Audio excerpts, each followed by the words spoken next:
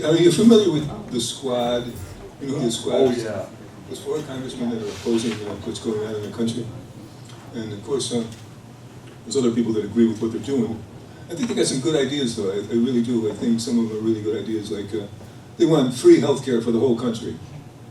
I love the concept because, getting in my 70s, I got to have knee replacements and go to the doctors every other week for something or other. And it's getting very, very expensive. So imagine that, free health care for everybody in the whole country. It'd be the greatest thing in the world. Also, a lot of people are proposing the idea of free college education. I love the concept too because, kids are going through college and they're stuck with these college expenses for the rest of their life. And mom and dad sometimes foot the bill, and then mom and dad are stuck with the expenses for the rest of their lives. Another great idea, I think, is banning of handguns. These guys were talking about handguns this morning, and I think they should ban all handguns. I'm stuck there, Pastor. If you banned all handguns, you imagine how much crime would be cut down and how many lives would be saved if you banned handguns. Keep it up. Another idea I really love is the idea that one of the candidates is wants to be the president of love. She loves everybody. There's so much tension going on in the world. Democrats fighting Republicans and all this kind of stuff. But she wants to be the president of love. If you show love to other people, everybody's going to love you. These are just absolutely great ideas. And the problem is that they've tried this in other countries. It's what's called fascism. Fascism is the idea that government controls everything. And you see people that live in a fascist country, like people that have lived in Eastern Europe for 70 years, and they've lived under fascism, and they'll give you a horrific story of what's going on. You couldn't convince these people with Team China that these ideas are good because they've experienced it. And once you've experienced something, it's hard to convince you. It's been said that a man with an argument is at the mercy of a man with experience. And this morning we're going to talk about. We're going to continue our discussion with the book of Ecclesiastes.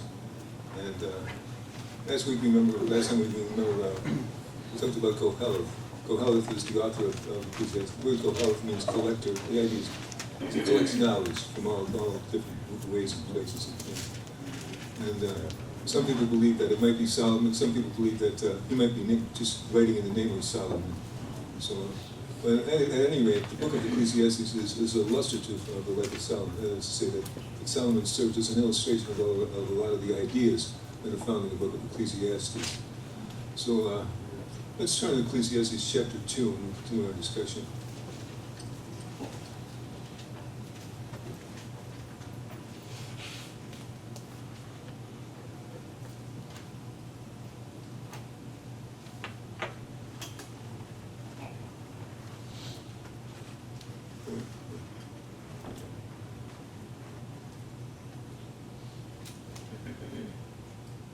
If you remember from last time, we talked about the meaninglessness of life. The Hebrew word is hovel. The word hovel meant something that doesn't have substance, something that's ephemeral, something that doesn't last.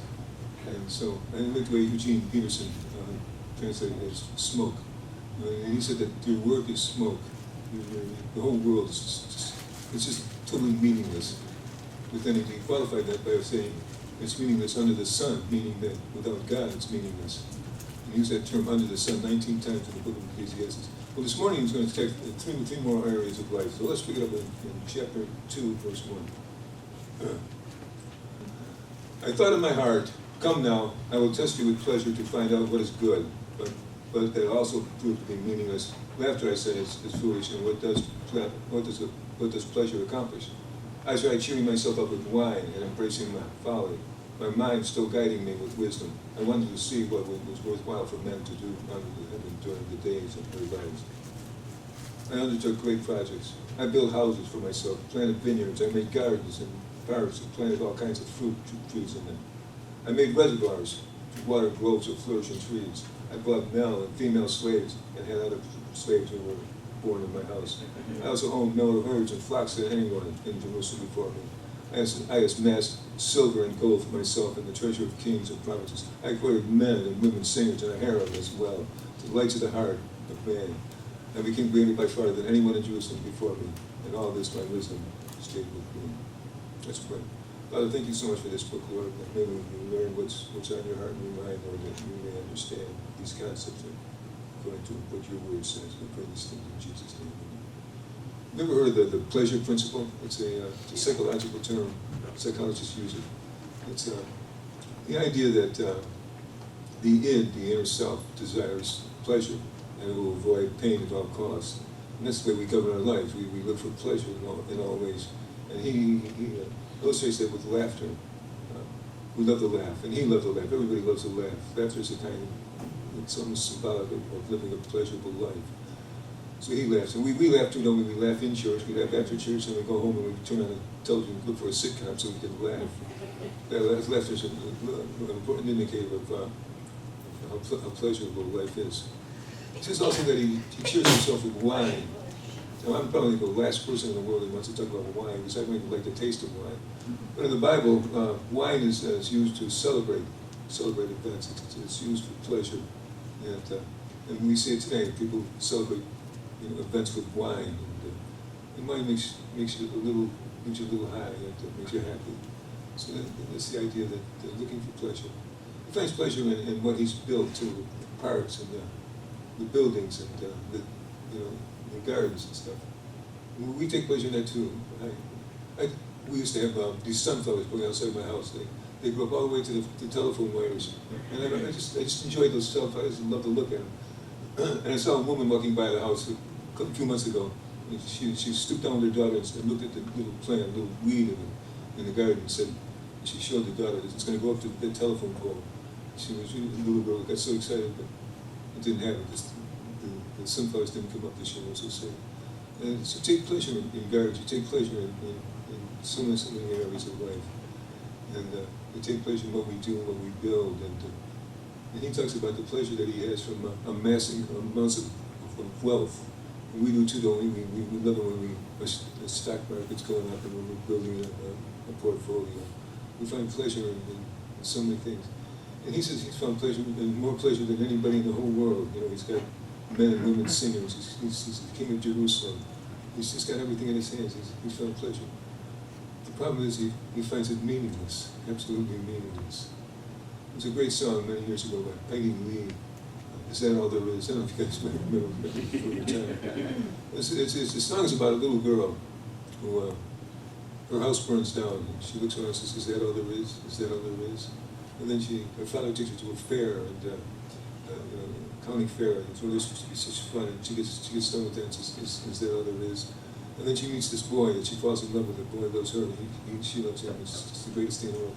And suddenly he walks out on her and says, "Is that all there is?" There's an emptiness about life. There's an emptiness about that kind of pleasure. And that's what Solomon's saying here, Kohelet, that there's really, the pleasure is just meaningless. It doesn't mean anything. It's here today, gone tomorrow.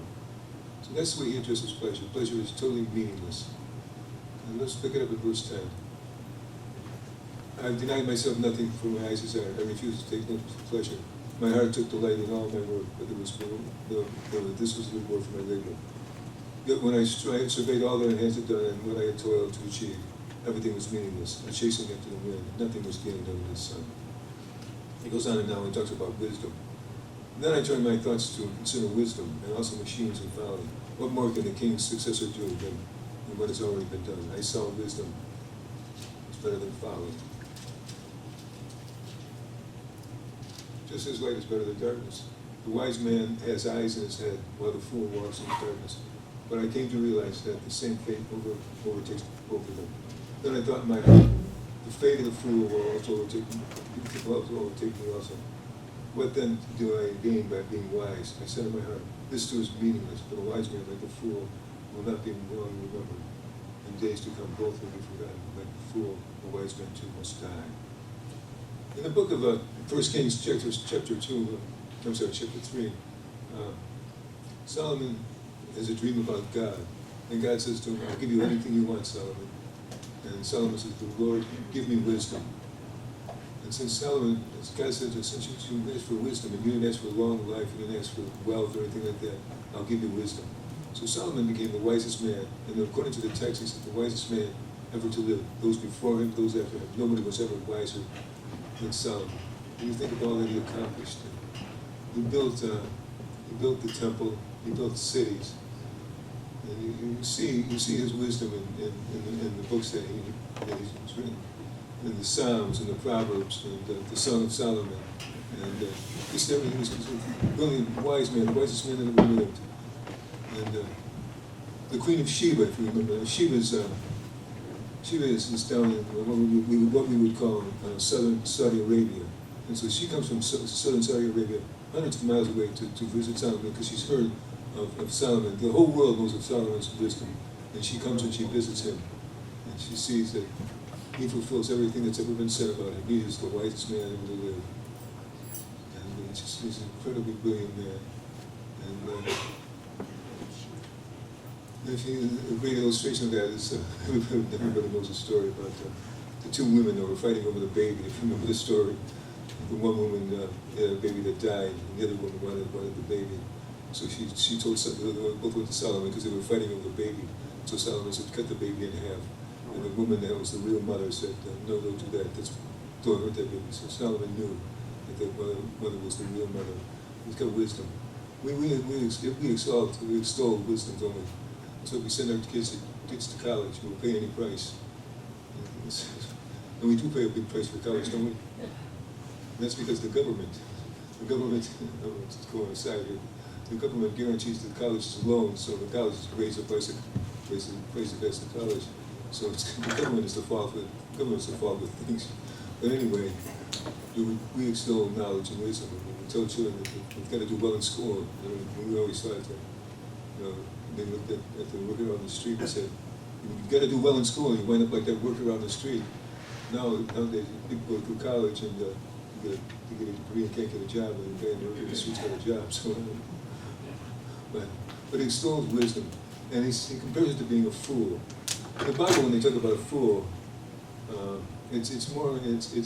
fools are basically immoral people. That's the word the Bible regards fools.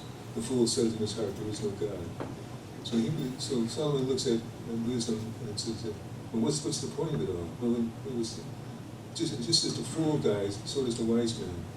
And we look at the wisest men that ever lived in our world. I think of Sir Isaac Newton, the man that invented calculus. I think of Thomas Edison. I think of all the brilliant men in this world that they all died, just like you and I are going to die. What's the point of it all?